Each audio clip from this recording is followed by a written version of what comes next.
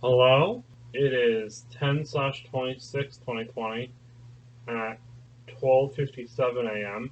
I had actually woken up around 12:43 a.m. today, and I'm probably going to go back to sleep a little bit later. But I actually went to bed around 9:30 p.m. on 10/25/2020, and that's a little unusual for me to go to bed that early, but whatever. I was tired. I wanted to sleep. Whatever. Yeah, so I took a nap. I'll probably be up for a couple hours and probably go back to bed. Anyway, I remembered my dream. This dream was kind of interesting. I was wearing a gray suit, black shoes, and a white shirt, and there's this African man, a little shorter than me. I'm 6 feet. This guy was a little shorter than me. He was a lot fatter than I was. And there were these two teleportation machines. And they went from like a rough area behind like a side street, and it would teleport to another rough area down a side street somewhere in Miami and back from Miami to Orlando. Now, I don't know exactly which city I was in at the time, but I knew this about these two teleportation things that almost nobody had actually used. So I tell this man, hey, you can have these two pod locations because people hardly or seldom use them anyway. And I tell him, you are allowed, I'm granting you permission to take ownership of these two pods and charge admission for yourself, and for meaning that he could charge other people money for it so then he could make more money for himself. I don't know if this guy was homeless, I don't know. Right. Anything. All I know is that that's what I said to the guy. And the fatter guy, the African guy, he was wearing blue jeans, dark blue jeans, for sure. He was wearing these, they're sneakers, but they have like this cloth material on top, and it was like a grayish cloth material, and there was like some white and some red on them. I can't really remember the design that well. I can't remember actually the shirt. He was wearing a shirt, but I can't remember what kind of shirt it was. For some reason, I feel like he was wearing a button-down shirt. I can't remember if it was long sleeve or short sleeve, but he might not have been wearing a button-down shirt. I don't know. I really can't remember that.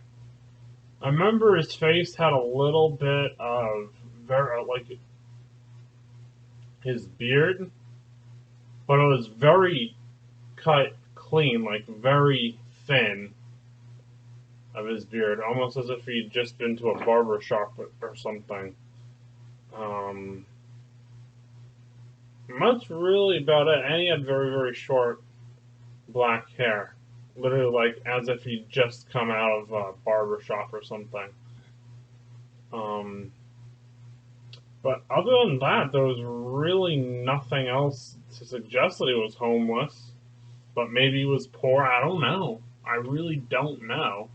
I don't know why you'd have teleporters in the rough area or rough areas of two cities that are relatively rough. Why that doesn't make any sense, but maybe that's why the people weren't using those particular teleportators. I don't know. But that's what happened in the dream. And then I woke up around, it was actually, I woke up specifically at 12:43 a.m. That's the first thing that I saw was my alarm clock. So, it's now 1:02 a.m. Hello, I am AnthonyGiarrusso, and I had another dream. 10/26/2020. The previous dream, I actually prayed to God. I'm like, God, I really would love to have more strange dreams. Now, this might seem odd to you. Fine. I love having strange dreams because I feel like I'm better than you in every single way because I get to have these strange dreams and you don't. Okay, thank you for listening to my opinion. Now, I'm going to get right into the strange dream that I had. So, I went in to an aquarium in this dream, and it wasn't a very big aquarium. It only had one attraction that I remember seeing inside of it. Well, let me describe you the outside of the building first. So, I'm out there, there's trees all around. They look like coniferous trees. So, like pine trees. And I'm on a dirt path. And there's this little building. It kind of looks like an old, almost kind of like a rundown shack with a faded royal blue lining around the trim. And it had like a light, like the major part of the house was either light blue or very, very light pink that's very faded. Very strange. And then the border was also the border around where the roof would be, between the roof and the house part, on the outer part. That would have been royal blue. And then there were like random walls that were like a light pink, or they'd be a light blue. And then there was like it was raised, almost like some cottages where they're raised up, and you have to walk up like a couple of wooden steps onto like a deck-like thing, but there's almost like no deck. You just have to walk up wooden steps, and then below it there's like this white. Almost if you've ever seen hashing, when you do hashing on a sketch where you have lines intersecting each other, that's kind of what this white wooden piece that looked kind of decorative around this little cottage-like thing looked like. But it looked like you could tell if there was something in the middle of this was going into the ground. Then I went into the cottage-like thing, but it was the aquarium, and there was a little sign above the door. The door was actually green, more of like a bluish medium green. You'd have to kind of be in the dream to really know, to explain that color. But it was like a medium green with like a bluish tinge to it. And above was like a small sign. Above the door was a small sign. Like a half circle that said Aquarium, and it was in kind of like cursive writing. Okay. And it was black cursive writing on a white sign. So I walk in, and I don't really see anybody except for this big kind of pool-like tank thing. And it has these like short walls, like a touch tank, but then it goes really, really deep down the middle. And there's also scuba gear off to the side. There's no like entry person trying to see if you're coming in or anything. When I first got there, I was the only person there. And I closed the door and I looked around the area, and I noticed there was some really cool stuff. I noticed there were like some snails on rocks that were pretty large. Maybe about, they're probably more like medium-sized sea snails, but they looked pretty big to me. Maybe about, almost up to about 6 inches long. That's a pretty big size sea snail. Now, it's not like conch big, but it's pretty big. Most sea snails don't get that big, and most sea snails are not conchs. They have these very strange looking shells with, if you've ever seen a candy necklace, imagine the shell wrapped in like a candy necklace, like that type of shape, but it had the natural coloration of the shell, like that kind of light brown tinge to it, like a whelk. Not all whelks have shells like that, and there were at least 2 different species of sea snail in there. Then this boy comes in, and this boy isn't very young. He's an older boy, probably teenager, had darker skin. And he was wearing, the only thing that he was wearing was a red bathing suit.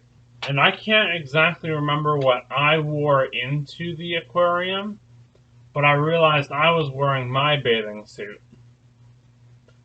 And this teenage boy said he was going to show me all these really cool things in the water. And we're going to go down deep. So we both put on our scuba gear, and we were both wearing wetsuits and fins. So the first thing he showed me was the sea snails under the water. And the sea snails, okay, they had a similar shell, but one species was like a white-skinned or light gray-skinned with these dark blue or dark purple polka dots on the flesh of the sea snail, not on the shell. Okay. Then the second sea snail, pretty much similar shell. The shells are a little darker than the lighter skinned fleshed sea snail. They're still kind of like a tan beige. Look like some green algae were growing on them to make them look a little darker. But the flesh of these sea snails were dark blue, very, very dark blue, with a medium or almost royal blue, but maybe a little darker than royal blue spots. And they also had kind of like some splotching. Like a splotch is kind of like when you get like your pen, you pull apart your pen, and then the ink comes out, and you get like these weird shapes that aren't like perfect circles. There were some splotches on them as well that were like blue, but not as of contrast with the dark blue. So it's kind of interesting. Then he showed me these weird creatures that were buried in the sand. And there were 2 of them, and they both look like squids, but I can't say that they were squids because they seemed very flat for squids. Right, they did not look like a cuttlefish. They did not look like an octopus. They looked like very, very flat squids. And they were like whitish with like a very light blue tinge to them. And there were only 2 of them. And this boy, this teenager, he was able to scoop one up at a time, and the creature would float up, literally like up in front, without jetting off like a normal squid. And then after it stayed around for a while, then it would swim away. And the second one did the same thing. It would just kind of float up right in front of his mask, and then would swim away a little bit later. Very strange. That is not what squids do when they are swimming. The other thing that was really fascinating that I just forgot to mention is you could see the mantle. I think it's called the mantle, where you could see how the squid would breathe if it was under the sand, just like some octopuses will do if they are under the sand. And you could tell that there were eyes there too, which was really interesting. under the sand, but you didn't know if there was like a squid-like creature there. Then, for some reason, I feel like, you know what, I need to get out of this aquarium thing. I need to go back to the surface and just get away from this guy because I'm feeling a little creeped out for some reason. I don't know why. So I tell the guy, hey, why don't you go look for a crab? And then I start swimming up and I get out, trying to distract him. Now I get out, but he gets out with the crab, and the crab is in this, it almost looks plastic, but I think it was metal, this yellow basket. And before I officially got out of the water, he was already trying to show me this crab. It looked like it was this big rounded crab. I've never seen a crab like this before in my life, by the way. And this crab was very round, almost like a coconut, and then it had legs very slender like a spider crab. And I would say that the crab was maybe, the body of the crab was probably as big as my fist. And it was orange, and it looked like there were all tiny baby crabs living all around it on the front and all the way around its back as well, that were like almost like larva crabs of the same creature. Then I get out of the water, completely out of the water. He gets out with this basket and the crab, and he takes out the crab and he puts the crab on the ground. And the crab immediately puts its claws up, trying to snip or clamp with its claws, trying to be defensive of itself. And I noticed its claws are very slender. Very slender claws. The tips could almost look like tweezers, but then, you know, as the claw gets bigger and bigger and bigger, closer to the joints, you know, it just gets bigger. But I've never seen a crab like that. It was very strange. And then he put the crab back into the water. And then I woke up from the dream.